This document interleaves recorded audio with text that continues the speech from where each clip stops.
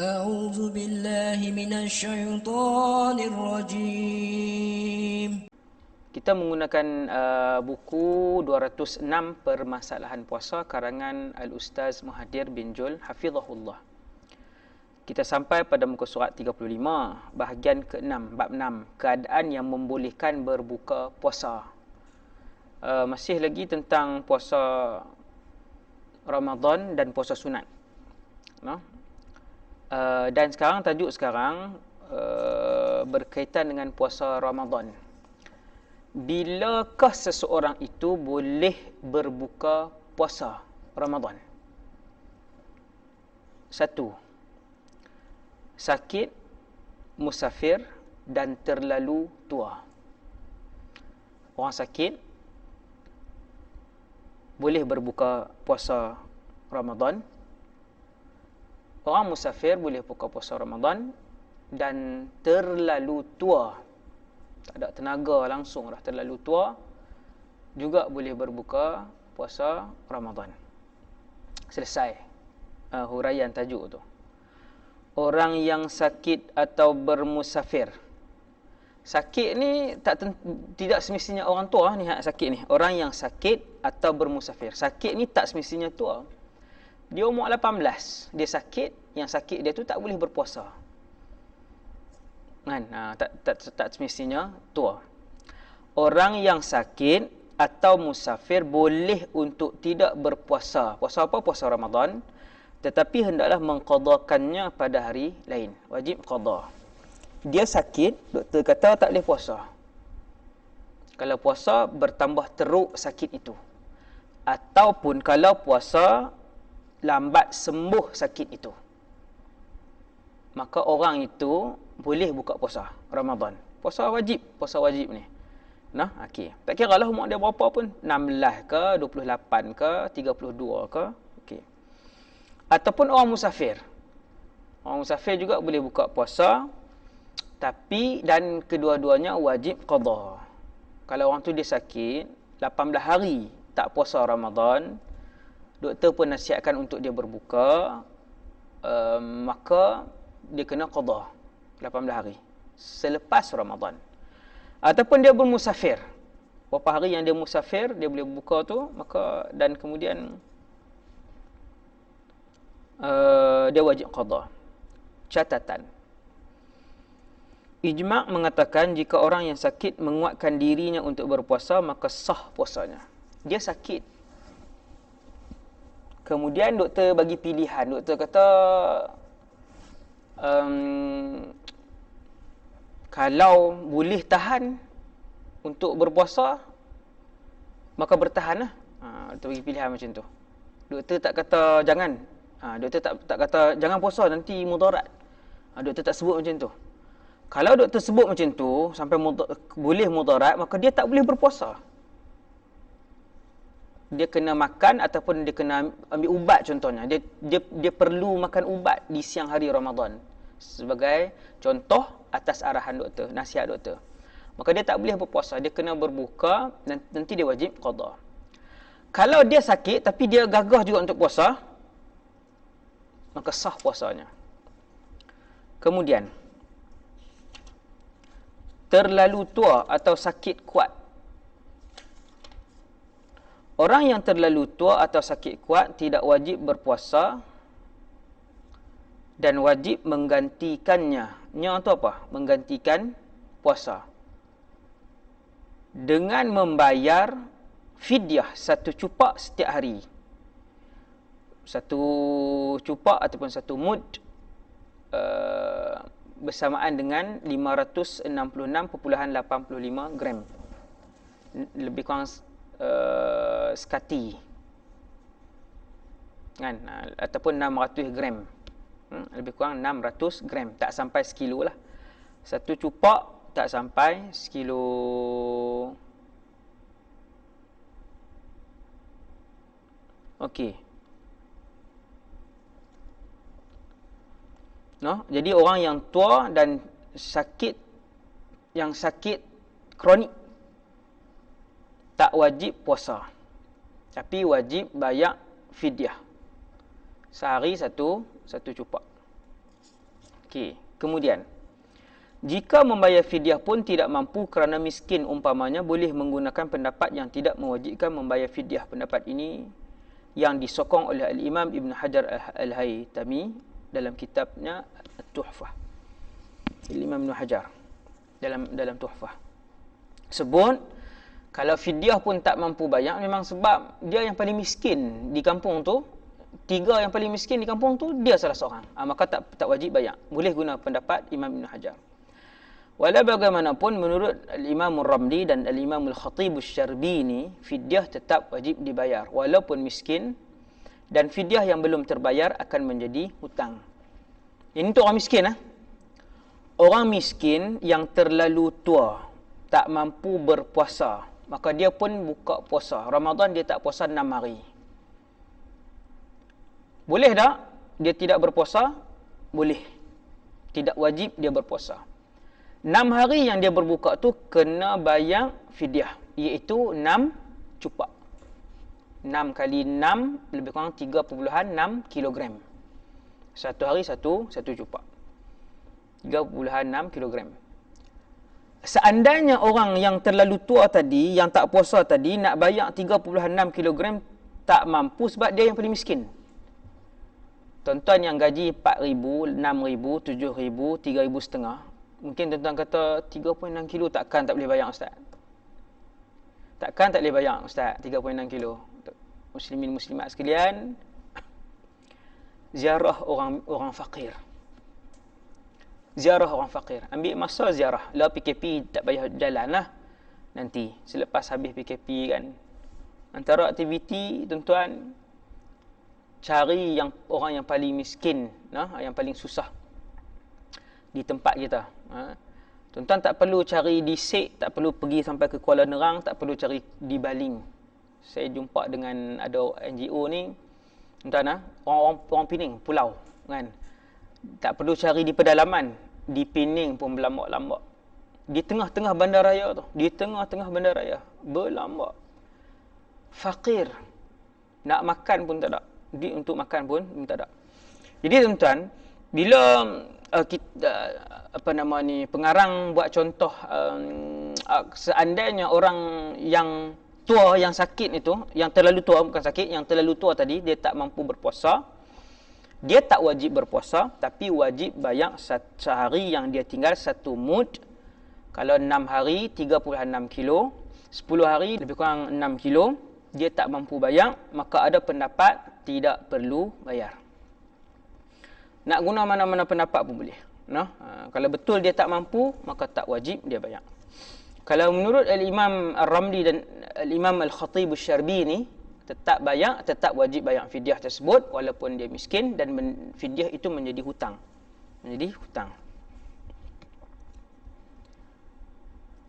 Catatan. Ijma' mengatakan orang yang terlalu tua dan tidak mampu berpuasa boleh untuk tidak berpuasa pada bulan Ramadan, dan dia tidak berdosa. Terlalu tua dan tak mampu berpuasa. Kalau dia umur 80, dia boleh berpuasa, subhanallah, maka dia berpuasa. Dia boleh berpuasa. Dia umur 90 dan dia mampu berpuasa, tak ada mudarat apa, dia puasa sampai 90 masih berpuasa Ramadan, maka dia berpuasa. Yang ni kalau dia terlalu tua dan tak mampu berpuasa, tak larat dah. Sebab terlalu tua, maka dia tidak wajib puasa Ramadan.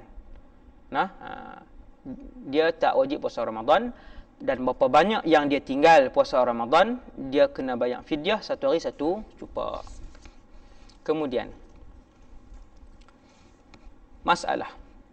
Orang yang tidak mampu berpuasa dibolehkan untuk tidak berpuasa jika dia memaksa dirinya untuk berpuasa juga sehingga menyebabkan mudarat pada badan atau nyawa, puasanya sah tapi hukumnya berdosa. Puasa juga, orang yang dia sakit, kalau puasa juga mudarat diri dia. Puasa dia sah tapi berdosa. Disebutkan dalam Fathul Mu'in dan I'anatul Talibin. Kemudian bekerja berat. Ini orang yang bekerja berat dalam bulan Ramadan. Macam mana? kadar susah dia ketika bekerja itu diukur dan dinilai bagaimana untuk membolehkan dia berbuka. Kadar masyaqqah, kesusahan yang dia tanggung ketika bekerja dalam bulan Ramadan itu diukur bagaimana. Kita tengok. Ini tajuk dia. Kadar masyaqqah yang membolehkan berbuka ialah ketika tubuh berasa sakit atau menderita yang boleh menyebabkan bahaya atau mudarat yang lebih berat. Nah, orang yang bekerja dalam bulan Ramadan, maka kalau masyaqqah ataupun susah kerja yang dia nak tanggung tu sampai menyebabkan bahaya, mudarat, sakit tubuh badan dia, maka dia boleh berbuka. Bukan berbuka daripada awal tau. Bukan berbuka daripada awal. Main-main tu tak ada mula kerja. Dia kerja berat. Dia pergi kerja sampai di tempat kerja, bawa mesin padi ke sebagai contohnya, tengah panas kan. 7:30 pagi dia sarapan siap. Dia kata saya kerja berat. Memang sepanjang tahun. Kan? Tak kisahlah apa-apa kerja ke tukang ke apa kan. Jadi dia kata dia kerja berat. Dia sampai-sampai 7:30 tu sarapan siap. Itu haram. Dia kena puasa dulu. Setiap hari macam tu. Dia kena puasa dulu. Sampai dah bekerja 4 jam, 5 jam. Sampai satu tahap dia dah hilang tenaga. Nak bawa pun tak boleh. Nak simen pun dah tak boleh. Nak buat kerja yang dia buat tu dah tak boleh. Kerja berat yang dia buat. Maka waktu tu baru dia berbuka. Bukan daripada awal. Oleh itu bagi orang yang terpaksa bekerja berat pada waktu siang bulan Ramadan, dia hendaklah berniat puasa seperti biasa pada malamnya dan berusaha berpuasa semampunya pada siangnya. Yang ini yang saya sebut tadi. Malam niat macam biasa, bangun sahur macam biasa, pergi kerja berat pun. Tak kisahlah kerja berat apa pun, pergi bekerja dan keadaan berpuasa dulu. Dia pun kerja, sampailah tak mampu baru dia boleh berbuka. Ketika dia mula bekerja dan sampai kepada suatu keadaan yang boleh memudaratkan tubuh dan kesihatannya kerana terlalu lapar umpamanya, ketika itulah dia diberikan rukhsah untuk berbuka puasa. Rukhsah keringanan untuk buka puasa. Dia tidak boleh berhenti puasa sebelum mula bekerja pekerjaan yang berat itu. Nampak? Dia tak boleh daripada awal-awal ke 9:30 sarapan dah tak boleh. Dia mestilah puasa dulu. Malam tu mestilah niat puasa Ramadan, sahur, pergi kerja dalam keadaan puasa, kerja dah 6 jam, letih sampai tak boleh nak buat kerja. Ataupun dah sampai 7 jam dah kerja, sampai dah mudarat dah. Bukan sampai dah mudarat, maksudnya kalau kerja lagi dia akan mudarat, waktu tu baru berbuka. Dan dia wajib qada di luar Ramadan. Macam yang saya sebut tadilah, orang yang buat kerja bendang di Kedah ni kan, kerja bendang. Kerja bendang ni bukan sepanjang tahun. Bukan sepanjang tahun. Setahun 3 kali je. Kan buat bendang ataupun 2 kali. 2 atau 3 kali. Ada tempat dah 3 kali lah setahun. Jadi kena, dia buat bendang tu kena bulan Ramadan contoh. Habis buat bendang nanti, tunggu padi tu nak masak apa semua, nak tuai apa semua. Bukan Ramadan dah, maka dia wajib ganti. Dia wajib qada. Masalah puasa bagi pemandu bas. Ustaz Muhadir buat main contoh untuk pemandu bas. Yang lain-lain tu maksudnya kerja apa pun kita kiaslah, kita ukur lah sendiri kan, kita ukur. Tadi kita dah bagi dah kayu ukur untuk menilai sejauh mana sesuatu itu dikira sebagai kesukaran yang boleh membuatkan orang tu buka puasa Ramadan. Puasa bagi pemandu bas, seseorang yang bekerja sebagai pemandu bas sebagai satu-satunya sumber pendapatannya, tak boleh terus tidak berpuasa kecuali sudah sampai keadaan yang jika dia meneruskan puasanya, ia boleh mendatangkan mudarat pada tubuh dan kesihatannya. Pemandu bas pun sama. Sama ada mudarat tu untuk diri dia. Tapi pemandu bas hari ni aircon rasanya. Dah aircon 2 orang pula tu wajib. Saya macam tak berapa nampak. Wallahu a'lam, saya nampak macam tak. Wallahu a'lam, saya pemandu bas marah saya pula. Kan saya tak tahu. Yang saya tahu bas ekspres ni memang aircon wajib. Mustahil lah tak ada aircon. Bas Alustaq pi Johor Bahru ke Ipoh pi Kajang ke Kuala Terengganu ke Negeri Sembilan ke, wajib aircon satu. Yang kedua wajib 2 pemandu. Betul tak? Wajib 2 pemandu. So wallahu a'lam, saya tak tahulah kan kenapa Ustaz Muhadir mendatangkan contoh ni, noh. Sebagai contoh lah, sebagai contoh saja, lilistiknas, afwan. Kemudian keadaan bas, ada nombor kosong 40, ada. Keadaan bas yang berhawa dingin, catatan ni, yang ni komen daripada pengarang lah Ustaz Muhadir ni. Dia komen, dia kata keadaan bas yang berhawa dingin dan agak selesa sekarang membolehkan pemandunya untuk meneruskan puasa. Betul, yang ni saya setuju. Kerana memang tadi pun saya terlintas benda tu. Ini saya setuju. Sudahlah berhawa dingin dan kemudian pula 2 orang pemandu. Jadi tak ada alasan lah, bagi saya bukan pekerjaan yang ni lah. Kecuali pemandu bas ni dia ada penyakit. Kalau dia tak makan, dia akan letih dan tak boleh nak bawa. Kawan dia dah bawa dah daripada pukul 9 malam sampai pukul 2 pagi. Lepas tu giliran dia. 2 pagi tak puasa. 2 pagi tak puasa, no? Okey, kena buat contoh siang lah. Kita buat contoh siang lah. Kawan dia dah bawa daripada 10 sampai pukul 3 petang. Kemudian giliran dia, pemandu bas. Dan dia kalau dia tak makan, tubuh dia getak sekali lagi dan dia tak boleh bawa. Yang tu dia boleh lah kan, sebab bukan saja mudarat diri dia, bahkan 30-40 penumpang di belakang. Kemudian contoh lagi, petani yang menuai pada bulan Ramadan, bukan menuai sahajalah, kerja-kerja yang seumpama dengan ni pengarang bagi contoh ni untuk kita, 2-3 contoh ni untuk kita. Sebab pekerjaan beratus-ratus pekerjaan dalam dunia ni, ada beratus pekerjaan, ni baru 3 contoh. Kan? Ada beratus pekerjaan. Yang berat, pekerjaan-pekerjaan yang berat, mancu semen, ikat bata, kan? Pasang gabion wall. Tu pekerjaan yang berat tu, tuan. Ada orang sepanjang tahun yang tu je. Gabion wall bukan boleh sembarangan orang pergi susun batu tu. Dia ada orang tertentu je boleh, kan? Habis projek ni dia pergi susun gabion di tempat lain, tempat gabion di tempat lain pula sepanjang tahun. Di tempat saya pun, di Akademi Darul Ifta ni pun memang orang gabion wall ni orang lain tak boleh. Sama macam orang pasang ekotag, kan? Bukan semua tukang yang boleh ikat bata boleh pasang ekotag. Tidak, dia ada tim khas dia. Jadi ada yang grup-grup yang buat gabion ni, dia sepanjang tahun gabion. Di sini lagi pindah ke sana, gabion buat tu tengah panas sebagainya, kan. Memang saya tengok pun letih. Tengok mereka buat kerja, kan. Apatah lagi buat kerja tu. Subhanallah. Kita tengok contoh seterusnya, petani. Petani menuai pada bulan Ramadan. Petani yang menuai padi umpamanya pada bulan Ramadan, ni kena dengan orang Kedah ni. Kan, paling banyak padi di Kedah ni. Petani yang menuai padi pada bulan Ramadan dibolehkan berbuka puasa setelah memenuhi syarat-syarat berikut.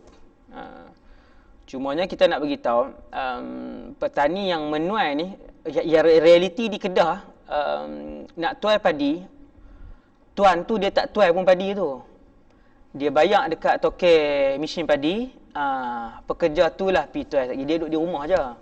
Dia tak buat apa pun. Niat praktikal ni yang saya sebut ni, maksudnya dia boleh untuk tak berpuasa. Dia boleh untuk berpuasa sebab dia duduk di rumah aja. Kalau petani 50 tahun yang lalu, 40 tahun yang lalu, yang tu betul. Tak guna mesin padi lagi. Dia manual, dia potong padi, kemudian dia tampi. Dia saya tak tahu sangat bahasa dia tu, kan. Dia ambil, dia ketuk di itu, kemudian dia umpi ke, dia tampi itu, dia asingkan, kan, dia asingkan benda asing dengan padi itu. Yang tu memang letih. Yang tu memang letih. Hari ni, zaman moden hari ni, tuan sawah padi, tuan bendang, dia tak pi tuai padi, dia sewa mesin padi, bayar duit, lepas tu lah dia duduk di rumah aja. Dan dia sewa lori, sewa mesin padi, lepas tu lah buat kerja, kan. Okey, kita sebut juga supaya boleh jadikan ukuran kita. Petani yang menuai padi bulan Ramadan boleh buka puasa setelah memenuhi syarat-syarat berikut. Ni untuk dulu punya tuai padi lah, zaman hari ni dah. Satu, penuaian tidak boleh ditunda sehingga bulan Syawal. Maksudnya tak boleh tunda dah. Kalau tunda rosak padi. Pokok padi itu akan rosak. Kalau tunda lagi rosak, kena buat macam mana? Kena tuai juga bulan-bulan Ramadan ni. Maka letih lah. Letih buat macam mana? Ini maksudnya yang dulu cara tuai padi yang dulu ni maksudnya letih . Kita kata kat petani tu pakcik tak boleh ke tunda selepas Ramadan? Tak boleh dah, lagi rosak. Pokok padi rosak. Okey, satu, penuaian itu tak boleh ditunda sampai lepas bulan Ramadan. Kemudian yang kedua, tidak mungkin dilakukan pada waktu malam. Nampak? Syarat untuk satu orang yang tuai padi pada bulan Ramadan ni untuk dia boleh buka puasa ialah apabila padi itu tak boleh dituai pada waktu malam. Wajib kena tuai waktu siang. Sebab dia kata malam tak nampak lubang. Mesin padi nak masuk susah. Kan? Tak nampak lubang, tak nampak tengah benang tu bukan ada lampu. Sebagai contoh. Dua, syarat yang kedua. Nombor tiga, akan terlalu penat jika berpuasa. Terlalu penat. Nombor empat, hendaklah berniat dahulu pada malam hari dan di awal pagi tetap berpuasa. Ni syarat macam kita beritahu tadilah. Semua pekerjaan berat yang buat, malam kena niat, pagi kena sahur macam biasa. Rutin orang berpuasa, niat, sahur. Kemudian waktu nak pi ambil padi tadi ni, syarat dia mestilah berpuasa. Waktu nak pi tuai padi tu, dia tak boleh daripada awal buka puasa, tak boleh. Ini syarat yang tiga. Syarat keempat, berbuka jika terdapat uzur seperti terlampau penat atau letih. Terlalu penat atau letih, baru boleh buka. Itu syarat keempat. Yang kelima, berniat menggunakan rukhsah ketika berbuka. Waktu dia buka puasa, tuai padi tu, dia kata aku buka puasa kerana rukhsah yang diberikan, keringanan yang diberikan. Okey. Dan yang keenam, bukan tujuan semata-mata untuk berbuka. Kenapa dia berbuka tu? Ada sebab lain lah. Sebab dia terlampau letih, sebab kalau tak berbuka akan jadi sakit, tak boleh buat kerja. Walau bagaimanapun menurut Syekh Abdul Hasan Bakri, petani atau pekerja berat boleh berbuka secara mutlak tanpa syarat-syarat di atas. Yang tu menurut Syekh Abdul Hasan Bakri. Dan kita ikut pendapat jumhur ulama Syafi'iyah dengan 6 syarat tadi. Okey. Kemudian kita masuk tajuk musafir pula. Tajuk musafir. Orang yang boleh berbuka puasa Ramadan adalah yang keduanya orang musafir. Orang yang bermusafir boleh berbuka puasa. Ijma' mengatakan orang yang bermusafir boleh berbuka puasa. Musafir boleh buka puasa. Okey. Yang manakah lebih afdal antara berbuka atau meneruskan puasa ketika musafir? Terpulang kepada keadaan orang yang bermusafir. Mana lebih afdal? Dia nak teruskan berpuasa dan dia mampu. Musafir zaman hari ni, contohnya musafir 1000 km, kita kata 1000 km dahsyat. Hari ni 1000 km Alok Stang pergi ke Johor Bahru 1000 km. Naik flight 50 minit. Teruk tak? Tak teruk. Kan? Boleh tak puasa? Boleh sangat-sangat. Boleh tak berbuka? Pun dibenarkan.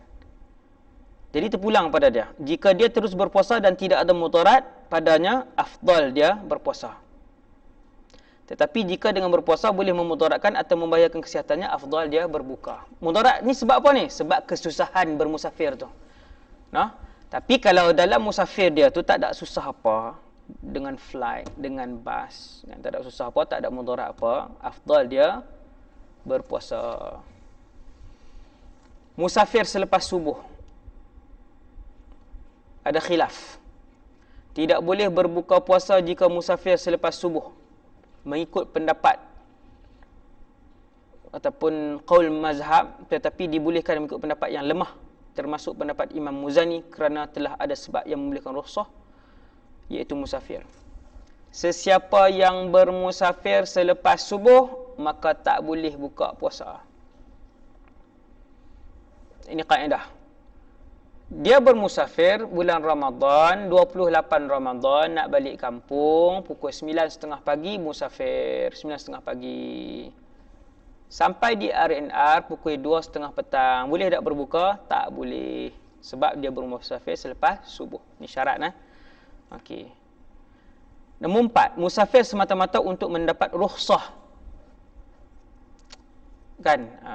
Dia dengar kuliah ni, bila dengar kuliah kata musafir boleh buka puasa. Dia pun merasa macam tak larat. Pukul 5.30 dia musafir. Kawan mengaji, dengar kuliah. Dia tak musafir lepas subuh, 5.30 pagi. Dia pun musafir. Tak jauh mana, 100 km je. Kan? Keluar, pergi 100 km, kawan pun makan. Semata-mata untuk berbuka puasa. Apa hukumnya? Tidak boleh bermusafir semata-mata untuk mendapat rukhsah supaya boleh berbuka puasa. Tak sah. Wajib qada. Wajib qada dan berdosa maksudnya, bukan tak sah macam mana. Kan, memang tak sah pun dah dia makan. Kan? Wajib qada dan berdosa. Orang yang bermusafir semata-mata untuk mendapat rukhsah, dia wajib qada. Puasanya memang tak salah sebab dia makan dan dia berdosa. Berbuka ketika sampai di rumah setelah musafir. Tidak dibolehkan berbuka bagi orang yang bermusafir ketika sampai di rumah mengikut al-Imam al-Qadhi Abi Tayyib dan jumhur ulama al-ashab. Walau bagaimanapun boleh menurut Ibnu Abu Hurairah seperti yang dinukilkan oleh al-Imam al-Mawardi. Tak boleh buka orang yang musafir ketika sampai di rumah. Waktu dia sampai di rumah tu, dia tidak dibolehkan berbuka puasa. Dia kena teruskan berpuasa waktu dia dah sampai di rumah.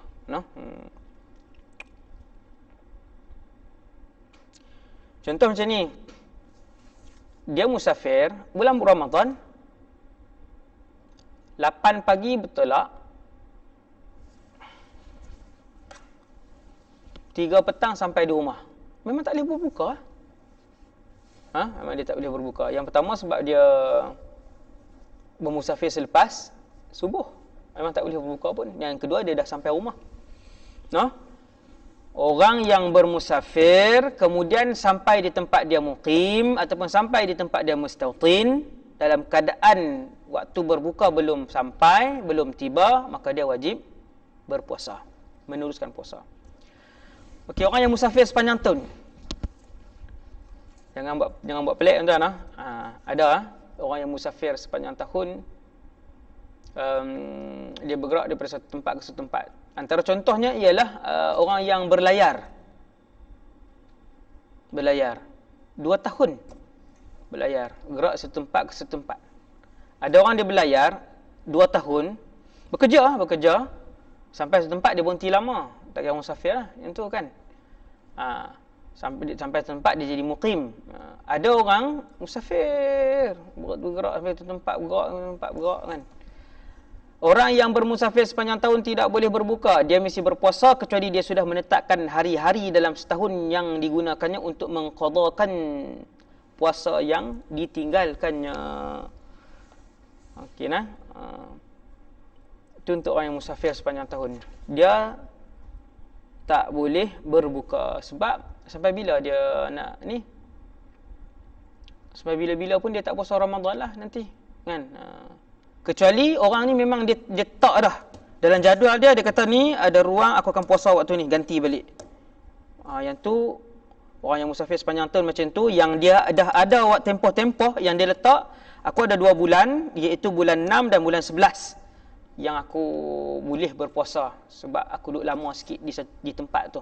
Bulan 6 dan 11 tu aku duduk di situ lama sikit. Di situ aku nak qada. Aku akan qada di situ. Maka yang bermusafir sepanjang tahun ni, yang ada waktu untuk dia tetapkan untuk qada, maka dia boleh berbuka waktu dia duduk musafir sepanjang tahun tu. Kemudian musafir maksiat. Musafir untuk berjudi, musafir untuk berniaga benda yang haram, musafir untuk maksiat. Ijma' ulama mengatakan tak boleh berbuka. Maksudnya tak boleh untuk tidak berpuasa dalam Ramadan bagi orang yang musafir maksiat. Perjalanan dia pi tu untuk melabur sesuatu yang haram. Pelaburan yang haram, kan? Maka itu maksiat. Maka dia tak boleh berbuka puasa sepanjang musafir dia. Okey. Dan yang terakhir untuk bab yang keenam, tidak sampai jarak musafir. Ijma' ulama mengatakan tidak boleh berbuka bagi musafir yang tidak mencapai jarak yang membolehkan solat qasar, iaitu 85 hingga 90 km. Tak boleh.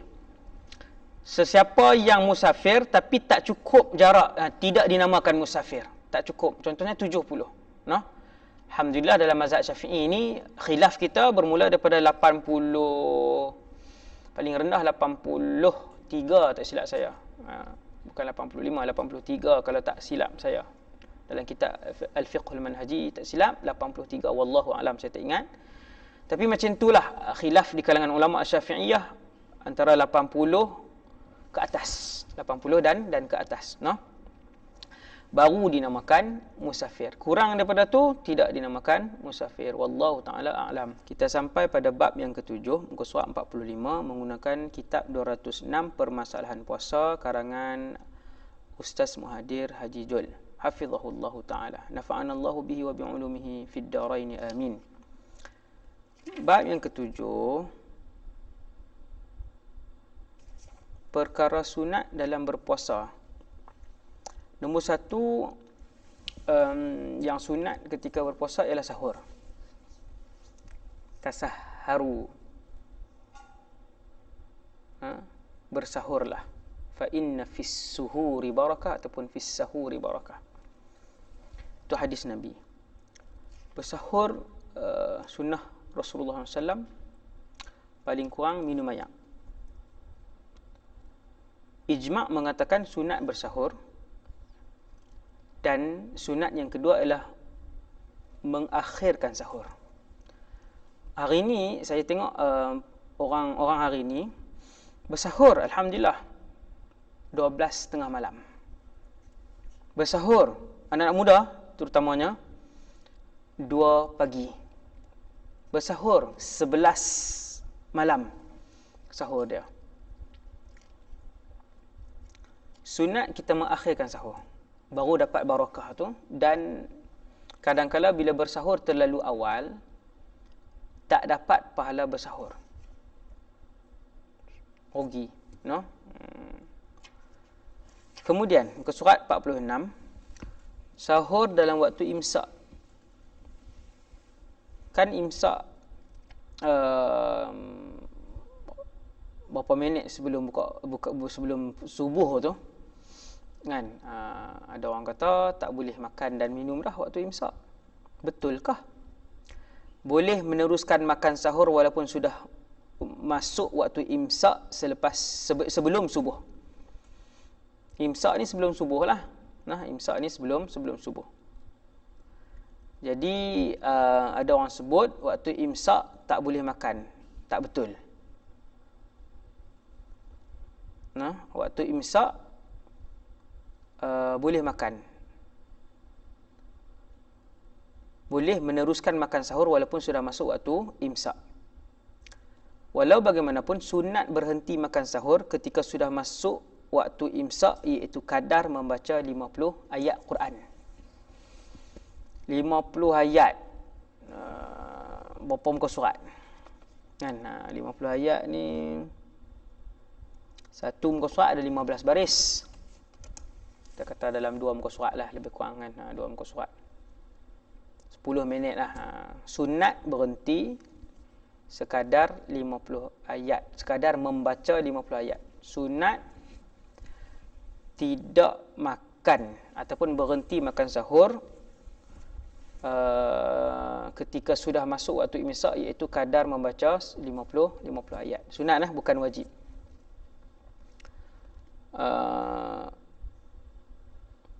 Di sisi mazhab Syafi'i,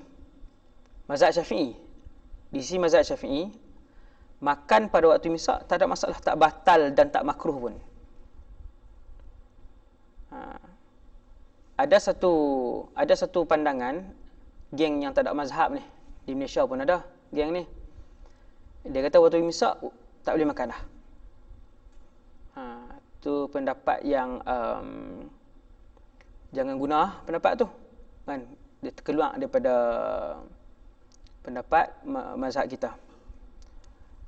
Yang lebih teruk daripada pendapat itu ialah boleh makan selagi mana azan tak berhenti. Yang tu lagi sakan. Lagi dua azan, makan cepat. Baru asyhadu anna Muhammadar Rasulullah makan. Yang tu pun pendapat itu pun sangat tak boleh pakai terus. Jangan pakai langsung. Pendapat itu pun tak boleh pakai. Batal. Siapa yang makan ketika azan subuh berkumandang, maka batal puasanya pada hari itu. Dia dikira sengaja berbuka dan wajib qada. Dan haramlah perbuatan dia. Haram perbuatan dia. No? Apa dia kena buat sepanjang hari itu? Dia wajib untuk menahan diri daripada makan dan minum. Sama macam orang lain. Sekali orang buka puasa 7.30 baru dia buka puasa. Makan sahur yang sunat. Makan sahur yang sunat bermula selepas tengah malam. Tengok. Bermula selepas tengah malam. Jika seseorang makan sebelum tengah malam, maka dia tidak mendapat pahala sunat. Dan ia tidak dianggap sahur. Tapi makan biasa saja. Makan isi perut. Makan tak ada pahala apa. Benda harus. Dia sahur pukul 8 malam. Dia sahur. Tak kira. No, dia mesti selepas tengah malam. Afdal bersahur pada sepertiga malam yang akhir. Kalau malam kita bahagi 3, 8, 9, 10, 11, 12, 1, 2, 3, 4, 5, 6. Kita katalah 10 jam. 3 jam setengah, 3 jam setengah, 3 jam setengah kan. 4 jam ke. Kira yang paling afdal sekali daripada pukul 3 sampai pukul 6. Itu yang paling afdal sekali. 3 sampai pukul 6 itulah waktu bersahur yang paling afdal. Lagi afdal, lagi hampir dengan subuh. Contohnya subuh jam 6, contoh. Pukul 5.30 mula makan. 5.15, 5.30, 5.45, 5.50 selesai dengan ayak apa semua. Kumuk-kumuk, gosok gigi semua selesai. 5.50. Berhenti. Yang tu yang paling baik. Yang paling baik. Paling dekat dengan waktu subuh. Dan sunat berhenti ketika masuk waktu imsak. Berhenti. Okay. Masuk fajar ketika sahur. Seseorang yang sedang bersahur dan mengetahui fajar sudah muncul. Fajar apa ni? Fajar sadiq. Iaitu subuh lah. Kalau tak mau dengar ayat mengetahui fajar tak fajar ni, rimah lah ustaz. Fajar, sebut subuh terus lah. Senang. Kami tak faham kan. Contoh. Seseorang yang sedang bersahur dan kemudian dia tahu masuk waktu subuh. Hendaklah dia terus berhenti makan. Mengeluarkan makanan yang ada dalam mulut dan menyempurnakan puasanya. Itu tak apa.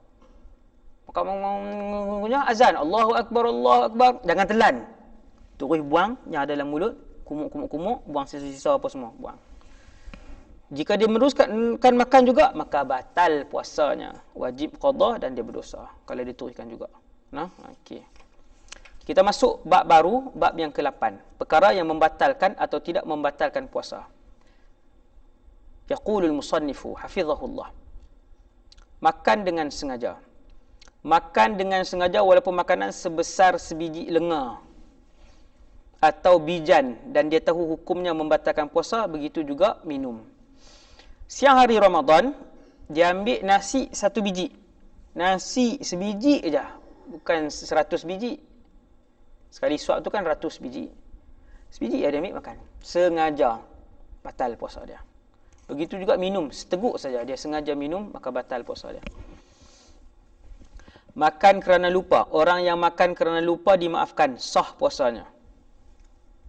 Bulan Ramadan, ini kalau nak jadi pun hari pertama Ramadan lah, sebab tak biasa lagi. Kalau hari ke-26 tak jadi. Selalunya hari yang ke-26, hari yang ke-19 puasa Ramadan, orang tak terlupa selalunya lah. Dan selalunya nak jadi hari pertama Ramadan ataupun hari kedua Ramadan, kan? Elok aja dia makan sarapan. Duk biasa sarapan, makan. Habis dah Allahu Akbar. Ramadan baru teringat. Kebetulan tak sahur pula pagi tu. Kan? Bangun nak pergi kerja. Dimaafkan. Walau bagaimanapun jika dia lupa tapi makan sehingga kenyang, khilaf ulama. Menurut Imam Nawawi puasanya sah, tak batal. Menurut Al-Imam Ar-Rafi'i, puasanya batal. Kalau makan sampai kenyang, Imam Nawawi kata tetap tak batal. Kalau dia memang tak ingat langsung, lupa, tak sengaja, memang lupa terus. Habis dah sepinggan setengah ayam dua cawan. Imam Rafi'i kata batal sebab terlampau kenyang. Sampai kenyang. Imam Nawawi kata tak batal. Puasanya tetap sah sebab dia terlupa dan tak sengaja. Okey. Macam mana pula kalau makan sebab dia tidak tahu ia tidak boleh. Dia tak tahu kata tak boleh. Dia makan, dia ingat tak boleh minum saja. Contoh. Jika seseorang jahil tidak tahu tentang haramnya makan ketika berpuasa kerana baru memeluk Islam, bukan saja haram, bahkan batal puasa, dia tak tahu sebab baru peluk Islam, atau bukan sebab baru peluk Islam, sebab yang kedua, dia berada di tempat yang jauh daripada para ulama, ustaz-ustaz pun tak ada, jauh kan. Atau orang yang tahu tentang hukum hakam Islam, maka puasanya sah, tidak batal. Dia tak tahu kata makan itu membatalkan puasa, kau tak batal. Ada ke tempat yang tak ada para ulama ataupun yang tak ada ustaz-ustaz? Tuan-tuan agak ada tak? Kan? Tuan-tuan yang kita hidup keliling-keliling kita ni, kita kata macam mustahil lah. Tuan-tuan. Tapi kalau kita pernah masuk pedalaman 3 di Sabah atau Sarawak, kita akan jumpa tempat yang sampai hari ini masih menggunakan generator untuk mendapatkan elektrik. Air pun masih lagi sungai. Dan saya dah sampai tempat-tempat tu, alhamdulillah. Di situ inna lillahi wa inna ilaihi raji'un, di pedalaman-pedalaman itu, tuan-tuan yang dirahmati Allah sekalian, masih makan babi, masih tak tutup aurat, masih tak solat langsung. Dah berapa tahun masuk Islam? 7 tahun. Tiada solat, tiada syiar Islam, tak ada, tapi masuk Islam. Berapa tahun masuk Islam? 13 tahun. Tak tahu apa. Tapi pernah masuk Islam satu ketika dulu. Pakat jawablah di depan Allah Subhanahu Wa Taala yang memegang kuasa lah, yang memegang kuasa terutamanya. Saya pernah pergi sampai ke dalaman sana, memang sangat menyedihkan lah. Suasana tu sangat menyedihkan, dan betapa mereka mengharapkan untuk seorang ustaz duduk di situ, peganglah 2-3 kampung yang dia. Tapi ustaz mana yang nak? Ustaz mana yang sanggup? Ni nak tinggal wifi, nak tinggal YouTube, nak tinggal rumah, nak tinggal KFC, nak tinggal untuk pergi ke kawasan tu. Masih ada ribuan kampung yang tidak ada tempat untuk mereka merujuk. Entah internet tak ada. Memang tak ada. Internet memang tak ada. Kawasan-kawasan tu memang tak ada internet. Tak ada tempat rujuk. Betapa mereka sebut mereka memerlukan. Ada seorang ustaz cukuplah. Peganglah 4-5 kampung yang ada ni. Kami semua perlu untuk tanya kan. Inna lillahi wa inna ilaihi raji'un. Tentang jangan ingat ni, berada di tempat jauh daripada para ulama ataupun orang yang tahu tentang hukum Islam ni, tuan-tuan jangan ingat ada ke ustaz tempat ni? Masih ada. Masih ada. Subhanallah. Tidak batal jika tertelan sisa makanan yang ada di celah gigi kerana sukar untuk membuangnya. Orang tertelan. Tak batal. Merasa makanan. Boleh tak rasa ayam? Bancuh ayam bulan Ramadan nak buka puasa, masak nasi biryani ataupun masak lauk apa sebagainya, rasa boleh tak? Rasa kerana perlu rasa, keperluan, tak makruh pun. Tapi kalau rasa tak ada keperluan, dah isteri dia dah rasa dah. Cukup dah garam. Dia pula nak pergi rasa. Tak apa-apa nak rasa juga. Tak ada keperluan, makruh. Hak isteri tadi tak makruh. Boleh tidak makruh merasa makanan dengan syarat tidak tertelan dan ada keperluan melakukannya. Syarat pertama tak telan. Telan bukan makruh. Kalau tertelan, kalau rasa-rasa telan, perbuatan tu membatalkan puasa. Kan? Yang kedua, keperluan. Jika tertelan, batal puasa. Tengok. Jika tertelan, batal puasa. Makruh jika tidak ada keperluan melakukannya. Saja-saja. Mak dia dah masak siap dah gulai tu. dia saja pergi dapur, rasa dia tak telan rasa, lepas tu dia ludah balik. Yang tu tak ada keperluan dan hukumnya makruh. No? Tukang masak, dia rasa tu memang untuk sebab sekali semua orang nak makan. Takut terlalu masin ataupun terlalu tawar. Maka yang tu ada keperluan dan tidak makruh. Mengunyah atau melumatkan makanan untuk anak-anak. Sebagai contoh, anak nak makan, anak kecil lagi, kena kunyah, mak kena kunyah. Itu keperluan. Tidak makruh. Seorang ibu atau seorang ayah yang perlu untuk mengunyah atau melumatkan makanan tak makruh. Jangan telan batal. Dia kunyah ya bagi makan. Dia kunyah bagi makan. Lepas tu dia ludahlah, kumur. Boleh, iaitu tidak makruh seseorang ibu ataupun ayah ataupun siapa-siapa lah, bukan ibu bukan ayah pun, adik dia ke nak makan yang kecil, bayi, melembutkan makanan untuk bayinya ataupun siapa-siapa, untuk siapa-siapa yang kecil, kerana ada hajat selama mana dia tidak tertelan makanan tersebut. Jika tertelan maka batal puasanya. Orang yang kena paksa, tajuk seterusnya, dipaksa makan ketika berpuasa. Tidak batal puasa jika dipaksa makan pada waktu siang bulan Ramadan. Seperti di China. Nah, seperti di China, apa nama ni, mereka dipaksa, dipukul. Dipaksa dan dipukul. Nah, maka itu tak batal. Kan? Dipukul sampai sakit, sampai mudarat, dia pun makan, kemudian dia meneruskan puasa dia, tak wajib qada. Tak wajib qada, subhanallah. Nah, sebab dia dipaksa makan. Dan yang terakhir, makan dan minum pada waktu malam Ramadan. Perkara-perkara yang boleh membatalkan puasa seperti makan, minum dan semua yang membatalkan puasa. Kecuali murtad hanyalah membatalkan puasa jika ia dilakukan pada waktu siang bulan Ramadan. Semua yang membatalkan puasa, makan, minum ke apakah, yang tu kalau buat malam, macam mana? Malam tak batal lah. Hak ni terlalu basic kan. Tapi kalau tuan-tuan pergi tempat-tempat yang pedalaman, benda ni bukan basic tuan, dia tak tahu. Kan? Malam boleh makan ke, Ustaz? Boleh. Malam boleh. Malam Ramadan. No? Siang tak boleh jima'. Malam boleh jima' ke? Malam boleh. Malam tak ada masalah. Bulan Ramadan, malam boleh. Selepas buka puasa boleh ke, Ustaz? Boleh. Selepas buka puasa. Kan? 8-5 minit. Boleh. Okay, nah? Jadi malam tak ada masalah. Jika dilakukan pada waktu malam maka puasa tidak batal, dan niat puasa yang telah dibuat pada malam itu juga tidak batal. No? Dia niat puasa pukul 8 malam.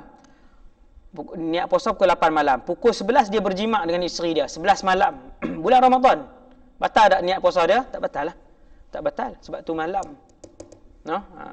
Perkara yang batal itu hanya ketika siang saja. Walhamdulillahirabbil alamin.